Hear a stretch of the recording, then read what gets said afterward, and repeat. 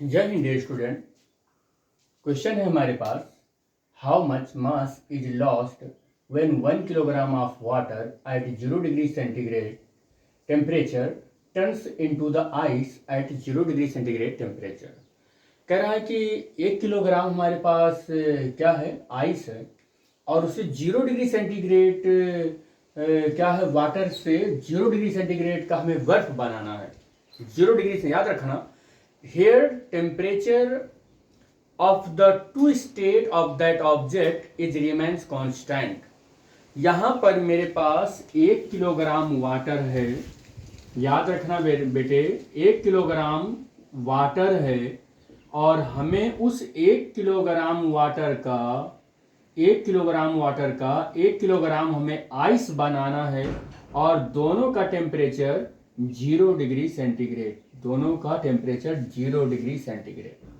अब आप 1 kilogram water 1 kilogram ice बदल रहे हैं, दोनों 0 डिग्री सेंटीग्रेड पर हैं।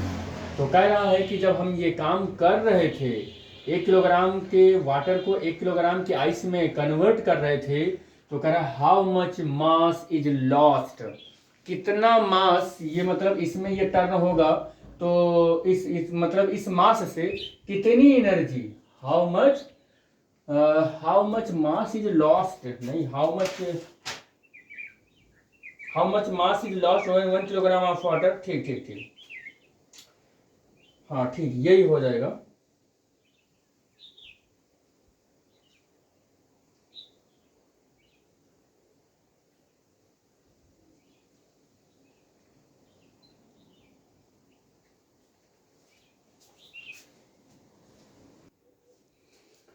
तो 1 किलोग्राम वाटर जब आइस में कन्वर्ट हुआ तो कितना मास का लॉस हुआ है एग्जैक्टली। ये 1 किलोग्राम अगर वाटर है तो यहाँ 1 किलोग्राम ऑफ आइस नहीं रहेगा, यहाँ पर थोड़ा सा कम आ जाएगा।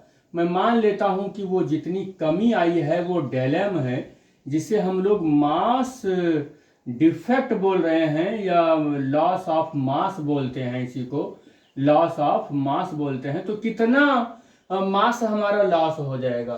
तो आइंस्टाइन सर ने कहा कि मास को एनर्जी में कन्वर्ट कर सकते हैं हम, या एनर्जी को हम मास में कन्वर्ट कर सकते हैं। आइंस्टाइन सर ने कहा है, बताया है, मैथमेटिकल एक्सप्रेशन दिया है। और इन विच फार्मूला, तो mass energy relation you know very well, E is equal to del m c square. उन्होंने कहा इसी फार्मूले से एनर्जी का मास में कन्वर्जन, मास का एनर्जी में कन्वर्जन आप कैलकुलेट कर सकते हो। तो here we can see that water convert into the form of the ice and we have the 1 kilogram of water. तो कन्वर्ट होगा तो कितना मास रहेगा, एग्जैक्टली ये 1 किलोग्राम नहीं रहेगा, ये 1 किलोग्राम से कुछ कम रहेगा। तो what is the amount of the डेलम, तो we have to calculate this. तो जब ये कन्वर्ट हो रहा है, एक थर्मोडायनेमिकल प्रोसेस है, इस प्रोसेस में अगर ये कन्वर्ट हो रहा है बेटे, तो कितनी एनर्जी ये वाटर लॉस करेगा, तो loss of energy from water.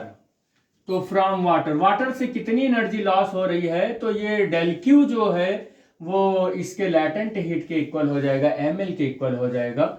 और यहां पर 1 किलोग्राम है, और latent heat of water you know very well, why I am seeing latent heat. तो लैटेंट हीट क्यों देख रहे हैं, इसके पीछे रीजन ये है कि the temperature of the both state of the material remains constant, so we can use this formula. इसीलिए हम यहाँ पर ये फार्मूला यूज कर रहे हैं, Q is equal to ml।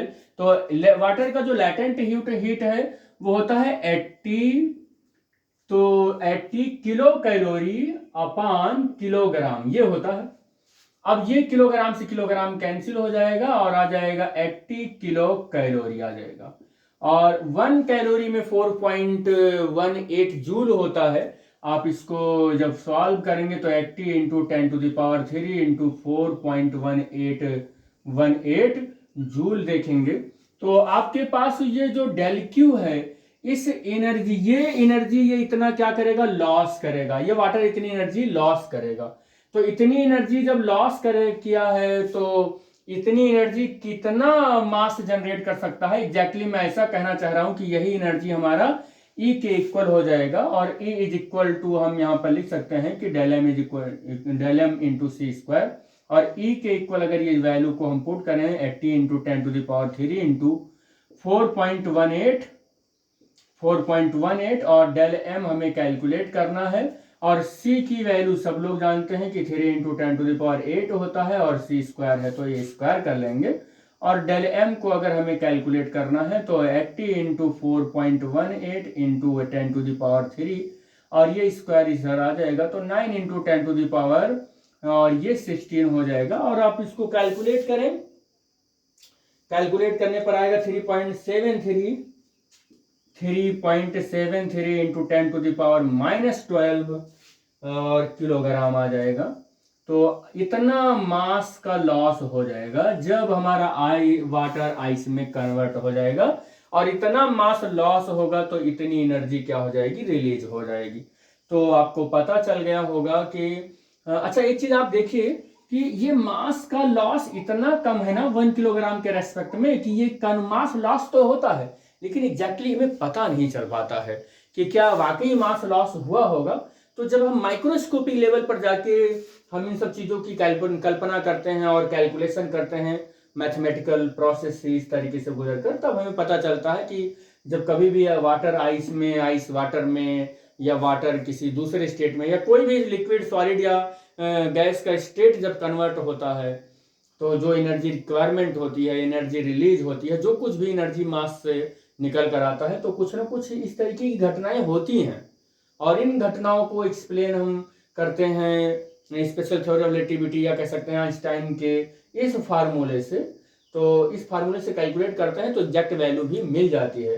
तो बहुत से लोगों को ये लगता होगा कि ऐसा होता ही नहीं है, क्योंकि एग्जैक्टली जब वो तौलते हैं तो वो दोनों सेम ही आते हैं। नहीं, वो माइक्रोस्कोपिक लेवल पर देखेंगे तो ये इतना का डिफरेंस आएगा, और ये वैल्यू इतनी छोटी है कि लगभग आप इसको 1 किलोग्राम मानते हैं तो इसको भी 1 किलोग्राम मान ही लेते हैं।